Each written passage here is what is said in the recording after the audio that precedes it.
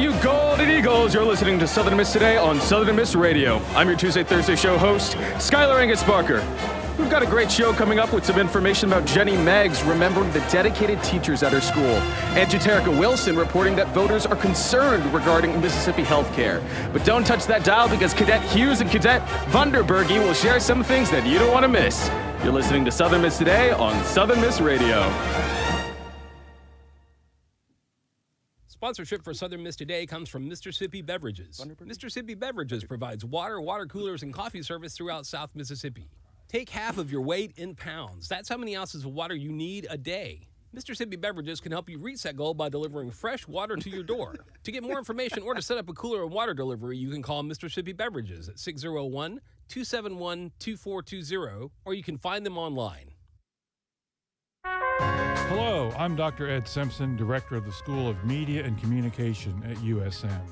Join me on Southern Miss Radio Friday afternoons at 12:30 for a new show, News You Need.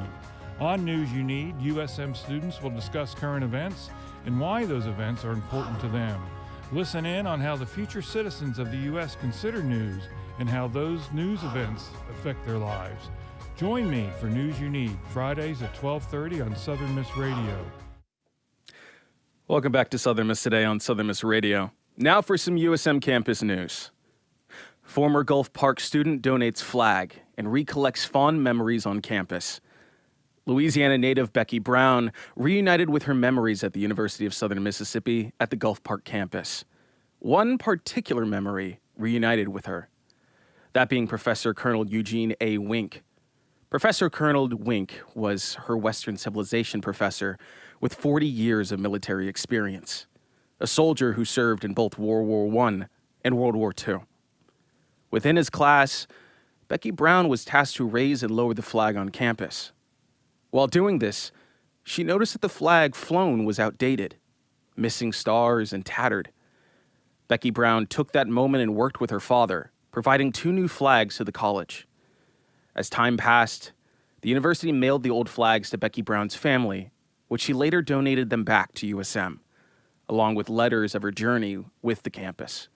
She stated, "It was time to give back to USM." In Hattiesburg news, Hub City Panda Express celebrates life of coworker killed in October shooting. Last month, Jade Rhodes' life was taken in a shooting at Club 195. Now, Rhodes' co-workers and employers at the Hattiesburg Panda Express wore green in her honor, as well as making a donation to help her family with food expenses. The family of Rhodes was able to spend that time with her co-workers and received what they referred to as a sweet gesture that reflected Rhodes' life. The Forest County Sheriff's Office is still investigating the shooting and have so far arrested 4 people with a warrant issued for a 5th. Rest in peace, Jade Rhodes. You will be missed. Unfortunately, the Hub City Lost Music Festival has been canceled due to the incoming rain for this weekend. However, we do have a bit of good news. There is an album being created to make sure that those little furry friends from the Pines Animal Shelter will have help sending their way. So, keep those eyes and ears open for the album that you won't forget and help out a new family member with the Southern Pines Animal Shelter. In Mississippi news, Mississippi Republican Governor Tate Reeves wins second term. With the voting concluded, we have our results, and Governor Tate Reeves takes it. Governor Tate Reeves gave a victory speech Tuesday night after Democrat Brandon Presley's concession speech. The race was classified as competitive, with former President Donald Trump provided a 1-minute video as a final push for Reeves. If Reeves were to lose his position, it would have made him the first governor since Ronnie Musgrove in 2004 to serve only 1 term as Mississippi governor. In national news, National Zoo's popular pandas are heading to China. After the Smithsonian's contract ending after 23 years, the pandas at Washington's popular zoo were being returned to China Wednesday. The 3 pandas, Mei Xiong, Tian Tian, and Xiao Qiji, were loaded in special crates and prepared for a 19-hour plane ride to Chengdu, China. The Pandas were initially projected to return December, however, was moved several times until finally being worked on Wednesday. Zhu Xian, Minister of the Embassy of the People's Republic of China, assured reporters that the Pandas were in loving care during their time in Washington and that they were in good health before their flight. She goes on to say, "As a diplomat in Washington, I say to them goodbye and bon voyage. And as a Chinese government official, I say to them, welcome back." Giant pandas belong in China. Giant pandas also belong to the world. We'll be right back with sports and weather after a word from our sponsors. Sponsorship for Southern Miss Today comes from Mississippi Beverages. Mississippi Beverages provides water, water coolers, and coffee service throughout South Mississippi. Take half of your weight in pounds. That's how many ounces of water you need a day. Mississippi Beverages can help you reach that goal by delivering fresh water to your door. To get more information or to set up a cooler and water delivery, you can call Mississippi Beverages at 601-271-2420, or you can find them online. Adopt US Kids presents What to Expect When You're Expecting a Teenager. Learning the lingo. GOAT, G-O-A-T, acronym, stands for Greatest of All Time. As in, spaghetti sandwiches for dinner? They're my fave. Dad, you're the GOAT. You don't have to speak teen to be a perfect parent. Thousands of teens in foster care will love you just the same. Visit adoptuskids.org. Brought to you by the U.S. Department of Health and Human Services, Adopt U.S. Kids, and the Ad Council. Welcome back to Southern Miss Today on Southern Miss Radio. Now on for your sports. First off, we have an announcement. Join us this Saturday, November 11th at 2 p.m. as women's basketball takes on Akron at the SBC MAC Challenge. Make sure you purchase your tickets to cheer on those Lady Eagles. Women's golf signs Belgian golfer Louise Koivers. Wednesday afternoon, we've gained another Eagle to our women's golf team, Louise Koivers. Head coach Lucy Nunn Burke goes on to say, "This is a great addition to our team. Louise's resume speaks volumes of her ability to adapt to different courses and conditions, to work as a team, and step up to any competition. Her international experience is a huge asset and has readied her to contribute greatly to what this team is building." To keep up with all the Golden Eagle sports activities, head on over to southernmiss.com. Now on for your weather.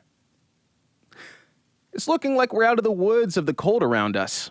Today's highs are in the low 80s and today's lows are in the low 60s. Currently, it feels like 74 and we're moving right along with what our normal has been. We do have something new on our horizons, however. A chance of rain. That's right. There's a chance that it might rain tonight, which might carry over through the weekend. So get those umbrellas ready, just in case it really pours. But enjoy a nice weekend. Up next, we have Jenny Meggs remembering the dedicated teachers at her school who pushed her to succeed. Check it out. This is Mississippi Moments, produced by the Center for Oral History and Cultural Heritage at the University of Southern Mississippi and supported by the Mississippi Humanities Council. I'm Bill Ellison. Prior to desegregation in 1968, black students in Ocean Springs attended Keys High School. Jenny Meggs remembers the dedicated teachers there and how they pushed her to succeed. All of our teachers were black, all of them. And my greatest memory of all of that is their caring. You know, they were very caring as far as the students were concerned. They pushed you. They told you that you were as good as anybody else. They told you that you could succeed, and all you had to do was just work hard to get it. I got that at school, and I also got that at home. You know, my mother was one of those people too that told you that. But they also could discipline you. And you know, in those days, you did what you were told to do. But the thing that sticks with me, and I think the thing that caused me to become who I am and to accomplish what I accomplished, was because of the teachers we had. And we had teachers who, some were young, some were older, but they always encouraged you, they always pushed you. And when I wanted to go to college, they were telling me, you're going to college. And they were telling me that we're going to help you do that. As a result of that hard work, I graduated valedictorian in my class. And I did very well in college. To hear more, visit MississippiMoments.org or just like us on Facebook. Mississippi Moments is supported by the Mississippi Humanities Council. The humanities are for everyone. That was Jenny Meggs. Coming up, we've got some special guests that you don't want to miss. Sponsorship for Southern Miss Today comes from Mr. Sippy Beverages. Mr. Sippy Beverages provides water, water coolers, and coffee service throughout South Mississippi. Take half of your weight in pounds. That's how many ounces of water you need a day. Mr. Sippy Beverages can help you reach that goal by delivering fresh water to your door. To get more information or to set up a cooler and water delivery, you can call Mr. Sippy Beverages at 601-271-2420, or you can find them online. Sponsorship comes from American Graphics. Located at 8 Commercial Warehouse Drive in Hattiesburg, American Graphics provides custom screen printing and embroidery. They can be reached by phone at 601-602-2277. And the website is goamericangraphics.com. American Graphics, printing at its finest. Welcome back to Southern Miss Today on Southern Miss Radio. Now, please give a warm Golden Eagle welcome to Cadet Hughes and Cadet Vanderberge. How are you both doing? Doing great. How are you? I'm doing pretty okay. How are you? I'm making it. How about you? I absolutely relate to that. So, first and foremost, just to begin, for anyone that doesn't know you, can you both tell us a little bit about yourselves? Yeah, absolutely. I'm Cadet Jeb Vanderberge. I'm the Battalion Executive Officer for the USM Army ROTC program, and joining me is Cadet Hughes. I'm Cadet Jeff Hughes. I'm actually the Public Affairs Assistant Officer, so I kind of deal with the community stuff. So Yeah.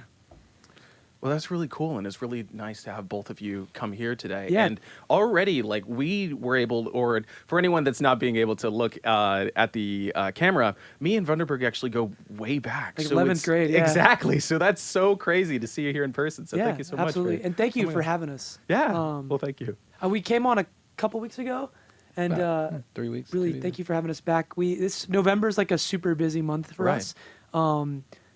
Because I think a common misconception about ROTC is like people don't really know what we do or like Right. how many different facets of work that we do. Absolutely. So we have people like Cadet Hughes who do a lot of community outreach and community Yeah. partnership.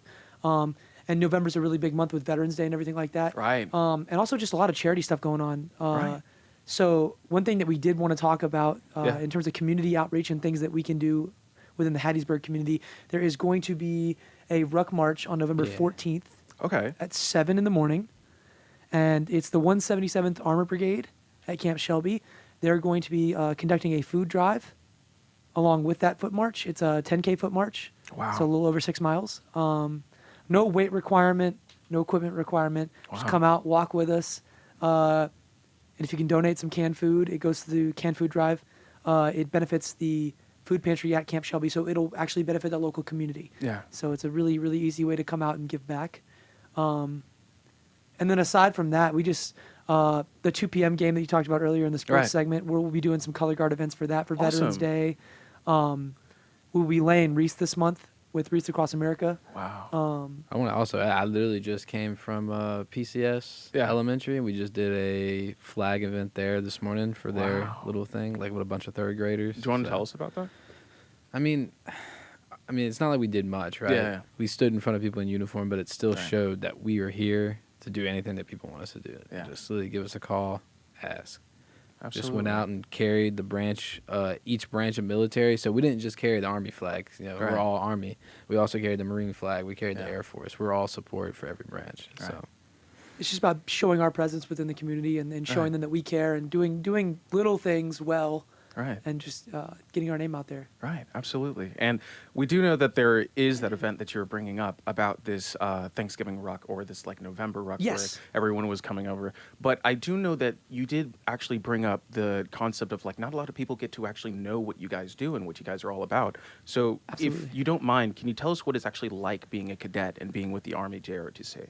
Yeah. So it's a different experience for everybody. I Right. think our program, even within ROTC, is a little unique, especially with the more I start to work with other programs, being the XO, having to communicate with some other schools. Right. A unique thing that we have here at Southern Miss is that a lot of us are simultaneous membership cadets, Right. which means we enlisted in the Guard prior. Right. So a lot of us are still working with National Guard units, and we come here, and a lot of what we do here, a lot of it's vested in community outreach and doing things like that, but it's also about the Reserve Officer Training Corps is about building the officers of tomorrow. So there's two Right. different commissioning sources.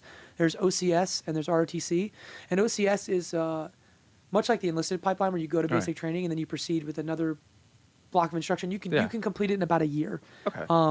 But But the advantage of doing this kind of 4-year ROTC pipeline, or 2 years if you're prior enlisted, it kind of builds that foundation.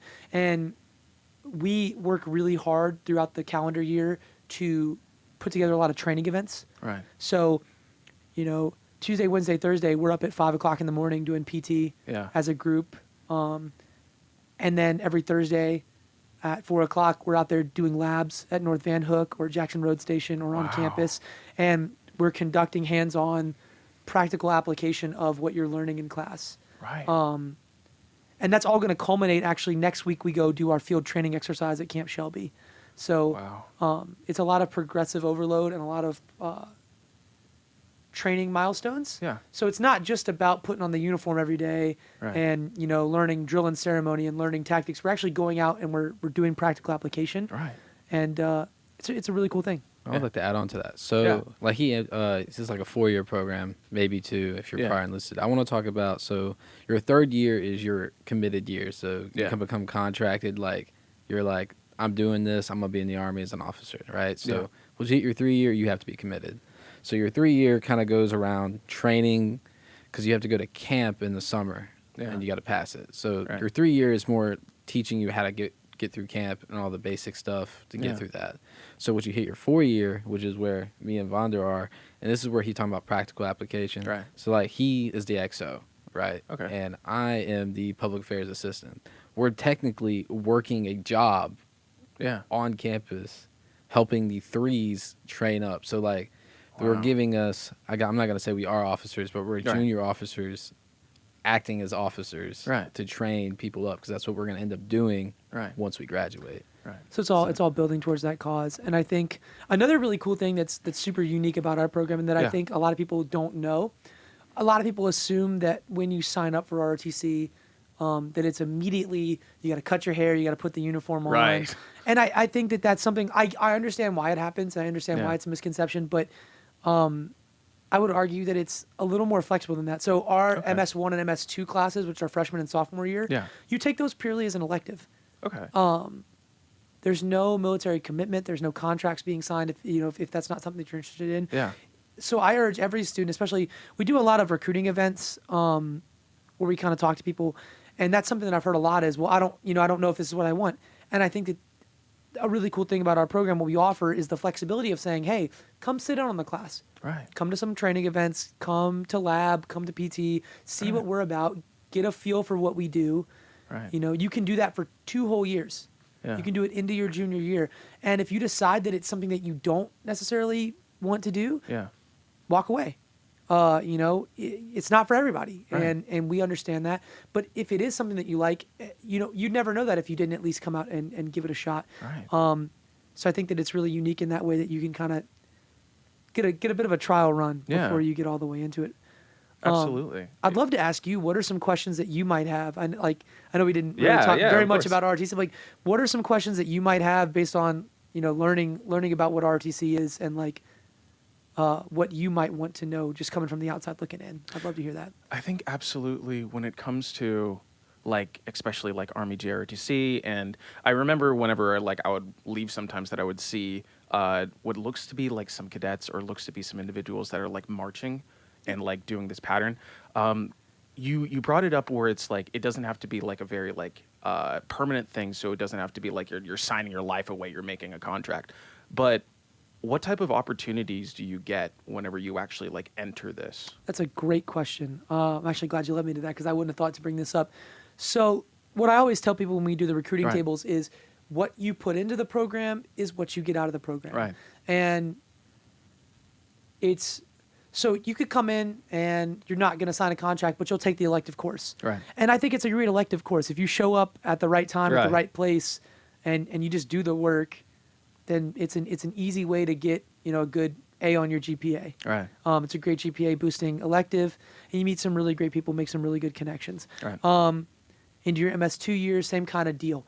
However, once you contract, you're going to get a $410 a month stipend, which doesn't sound like a ton of money, but it definitely helps. $420.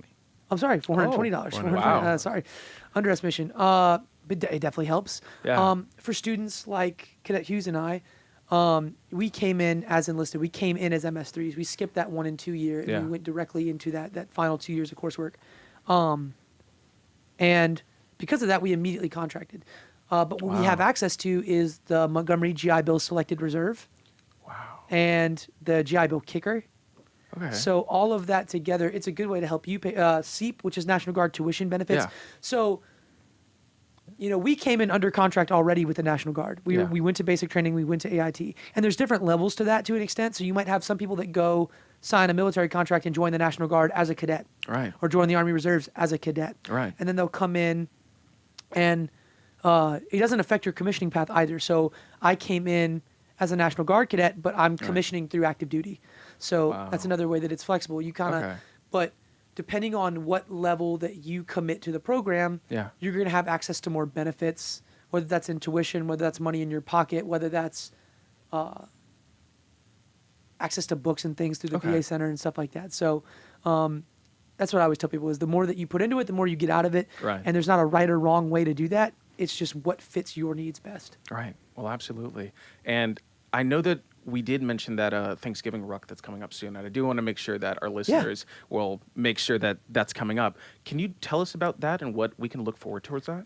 Yeah, absolutely. So at 7 a.m. on November 14th, we're going to get out there. It's a canned food drive. Yeah. That's the primary event is kind of a canned food drive to stock that food pantry at Camp Shelby for the 177th Armor Brigade. Absolutely. But the brigade is also going to be out there. Their soldiers are going to be doing a ruck march. Okay. So typically for a ruck march, the Army standard is about 35 pounds of weight in a framed pack. And a 15-minute pace. At a 15-minute pace. Obviously, that's not conducive to everybody. Some people, especially when it's 6 miles. So even if you just come out and walk 6 miles with us, nothing on your back, I always say it's a really good feeling to get up in the morning and go accomplish something like that. Right. Absolutely. It's not always the most fun thing to roll out of bed. Like I said, Tuesday, Wednesday, Thursday, I'll get up at 5:30 and we'll go do PT right off Frat Row. And is it fun to wake up that early and go work out first thing in the morning? No. But when you get done with it, there is definitely a sense of accomplishment that comes with it. There's also T-shirts available for the event. Right. So it's just it's a good cause. It's a good way to help your community, and I think it's a super fun thing. It's a little over 6 miles. Right. You're just walking. You're just walking. Right. You're just on a nice. You're on just the on a trace, on a straight road. Yeah, there's not a lot of hills. terrain that you're having to deal with. Not a lot of hills. So, I hope everybody that's listening can come out and they can enjoy the ruck with us. Nice. Is there anything that you wanted to add about the Thanksgiving Ruck at all? So I have something else to add about your opportunity question. Go ahead. Actually, so like he was saying, how much you put in is how much you get out. Yeah. So I'm the assistant public officer. So me and the primary public officer who was here on our last time we came here. Yeah. So going off, he's in band. He's also the drum major for USM. So he's a big guy and whatever.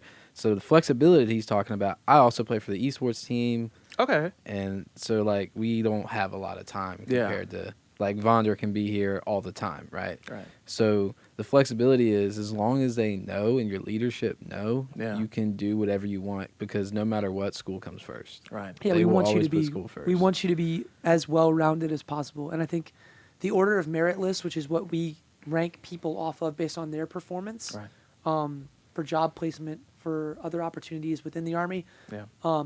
The more diverse you are as a person and the more things you're involved with, the higher ranking that you have. Right. So we actually encourage students of diverse backgrounds to come in and to join our program. Right. We thrive on that. Well, awesome. I do know that we're running a bit out of time, but I know that there's one final question that I'd like to ask the both of you.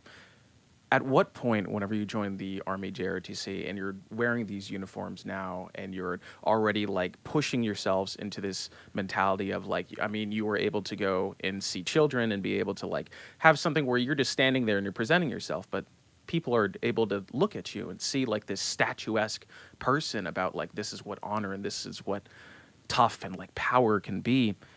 What point did the both of you reach that concept of I made the right choice? Everything that has been in my life up to this point, it's been worth it because I'm here right now. I was definitely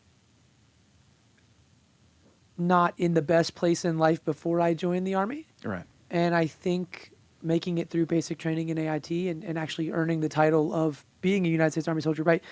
That was a big deal. But I think from the first moment that I put the uniform on, I had a drill sergeant tell me, when you put this on, regardless of who you are, who you were before, people look at you, they see that uniform, and they make instant assumptions of who you are based on their preconceived notion of what a soldier is. And you're going to be held to that standard all the time. So I think from the first moment that I put the uniform on, like you realize, like you said, like there's things that you associate mentally with being a soldier.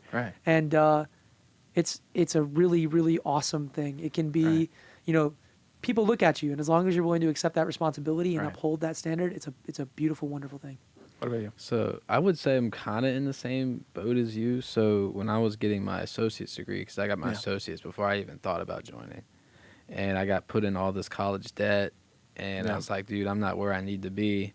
I was like, you know what, let me try it. And so I joined, enjoyed basic training. I know that's not something you think you would hear, but like when you go back and think about it, it's really good for you.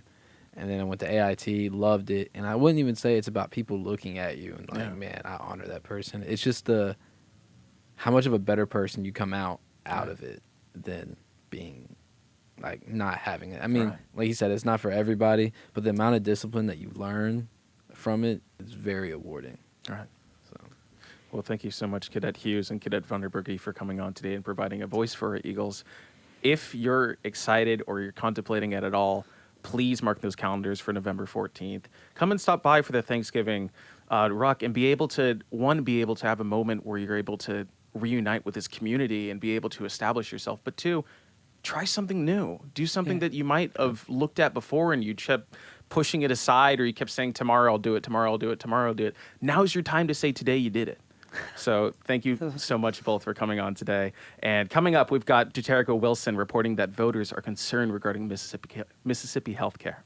Thank you for having us. Around the state, an overwhelming majority of Mississippians are concerned about the state's hospital crisis, and voters favor Medicaid expansion to provide health care for the working poor.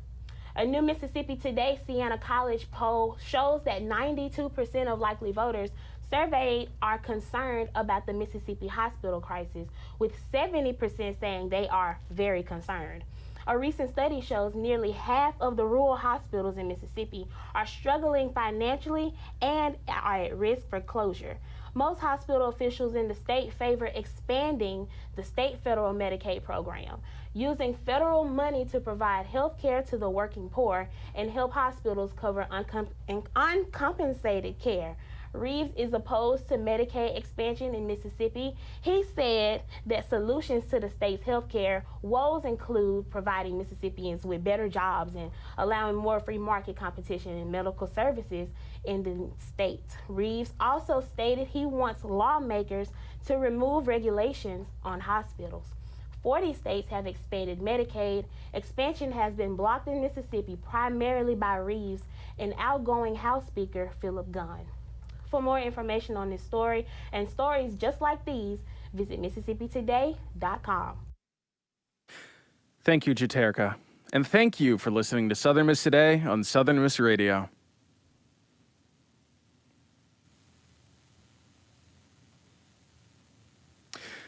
Huge thanks to our audio engineer, Matthew Lee, and Alina Pitletsky, our video producer, for keeping this bird flying. Big shout out to our assistant producer, Huey Turlich, as well as executive producer, Miss Whitney Howard, our program director, Shania Williams, and our GM, Dr. Wilbur Martin. I'm your Tuesday, Thursday show host, Skylar Angus Parker. Stay golden, Eagles.